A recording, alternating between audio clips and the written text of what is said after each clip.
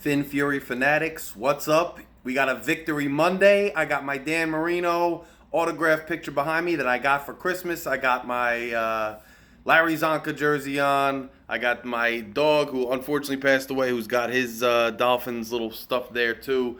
Guys, big win. Now look, the Saints were depleted on defense. They had the COVID list on with offensive tackles. There's no way around it that the Saints were shorthanded in this game, okay? There's no way around it. However, they were at home. They still had a lot of key players on the field for them. This was a crucial game on Monday night. The Saints are a seasoned team who has been here before. Miami's still learning how to play big in these big moments. Our young players are still learning how to play big in these big moments, and they did it. So this win should not be downplayed just because New Orleans was shorthanded, although you have to acknowledge it. Tua Tagovailoa, the word that comes to mind right now, especially over the last 2 weeks, the word, unfortunately, is I'm going to say inconsistent. The word is inconsistent. He throws that pick. It was an ill-advised throw, but then he rebounds just like he did last week. And what's nice is, as a fan, I'm starting to kind of almost expect him to rebound now. I'm almost starting to expect him to rebound.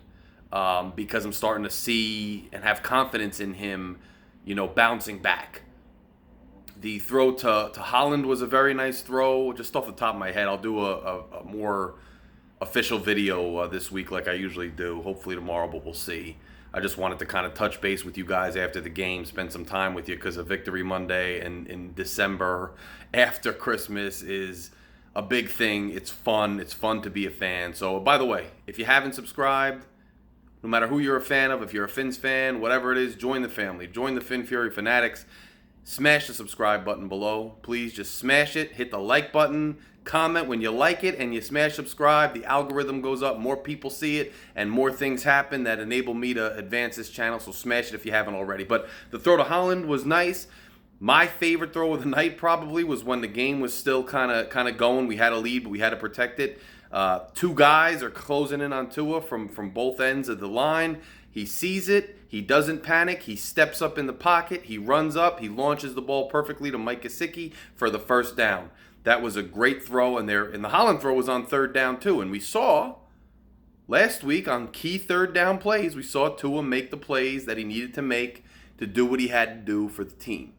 So it's nice to see, but guys, obviously the story has been and will continue to be this season and the defense. The Miami Dolphins defense was absolutely stifling. It's like the Saints got a taste of their own medicine. They shut out Brady last week in the Bucs. We hammered this kid today. We hammered this kid tonight.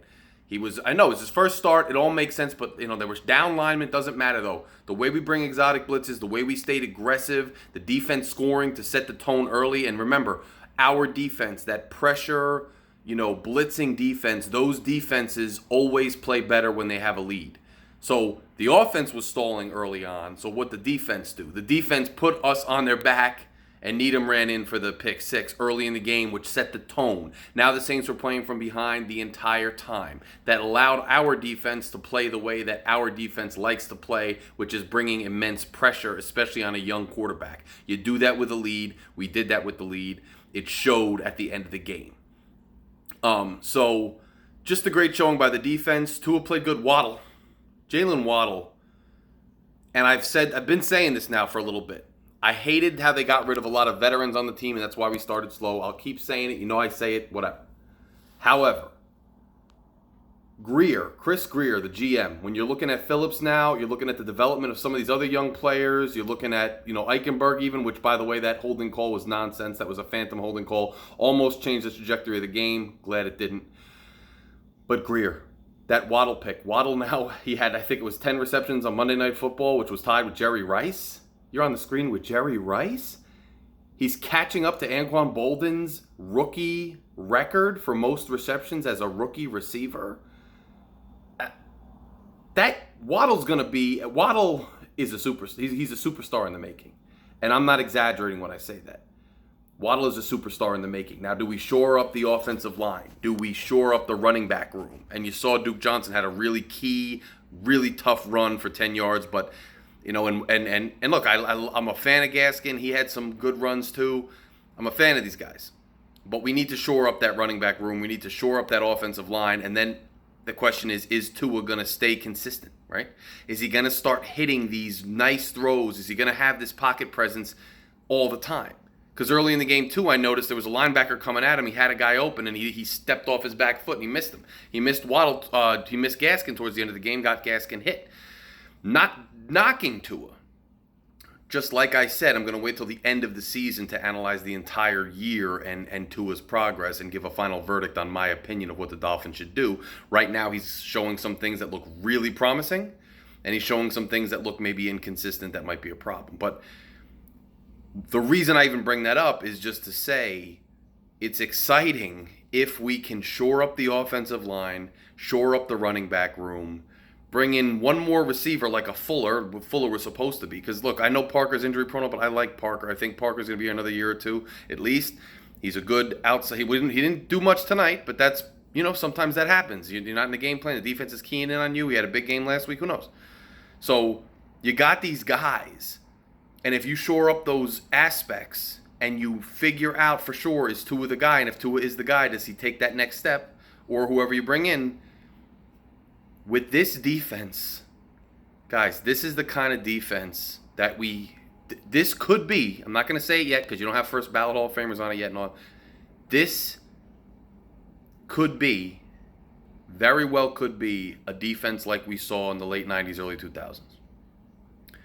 And the difference between that defense and this one, hopefully, is that defense didn't have an offense to go along with it, and they never got over the hump, and they never won a championship. And it was a damn shame that Jason Taylor, Zach Thomas, Sam Madison, Pat Surtain, at least Sam Madison won the championship with the Giants and then said at the postgame, Miami Dolphins keep popping the champagne. But no one else, most of them didn't, and it's a travesty. Just like Dan behind me didn't win one because the offense was good and the defense was terrible then. We have a really good defense right now. A pressure, turnover, creating just vicious defense right now. And that's a rarity in the league today, the way the rules are. We need, in the offseason, we are going to have first or second most cap space in the league. We have 3 first-round draft picks in the next 2 years. We are going to need to shore up this offense even more. We already got somebody we really didn't have in those other defensive years, which is a superstar receiver in Jaylen Waddle. Build around him, get some running backs. Tua needs to make the next step or bring in, a top 5 quarterback if you can, top 10. But Tua could be a top 10. We just got to see how it shakes out. He played good tonight, did enough to win, but he's got to just take that next step. He's close. He's close, but he's not there yet. He's still inconsistent. Still some throws I don't like.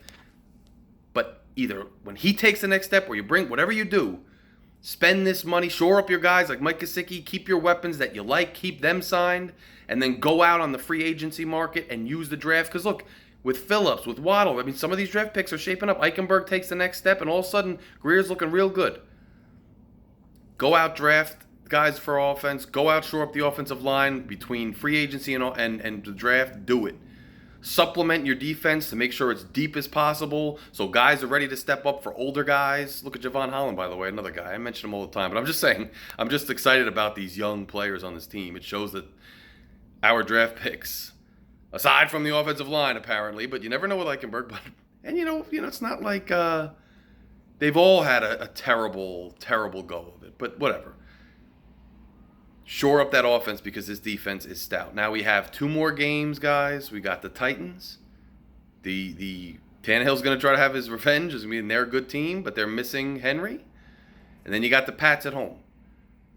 We'll talk about that more in depth at a later time. Everybody out on the internet is talking about it anyway, and this and that. I don't want to bore you all night, but I just wanted to say, hey, let's celebrate this victory Monday. Monday Night Football. When's the last time we had a big playoff implication, dominant win on the road on Monday Night Football that showcases our team? When's the last time? It just feels great to be back there, no matter what happens the rest of the season.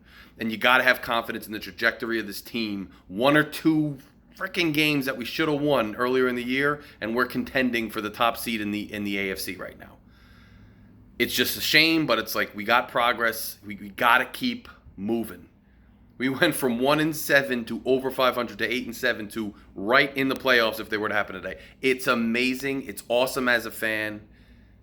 It's just great. Takes some of the fury out of my fanaticism. It is what it is. But guys, enjoy the win. I love Monday nights when you win because then the broadcast turns into like a Dolphins post-game show as if it was local almost. NFL Network, everybody just, the post-game interviews and everything. It's awesome. Enjoy the win. It felt good. It was a little rocky in the beginning, but hey, Tua did what he needed to do to win. Waddle had a dominant performance. The defense had a dominant performance. Let's keep it up. 2 more weeks. Let's see what we can do. Let's ride high. Let's enjoy the week. Our Christmas has been very merry if you're a Fins fan. The game before Christmas and the game right after Christmas. It's awesome. Fins up. Guys, please subscribe. Smash the subscribe button. Smash the like button. I'll talk to you all very soon. Fins up. Good night.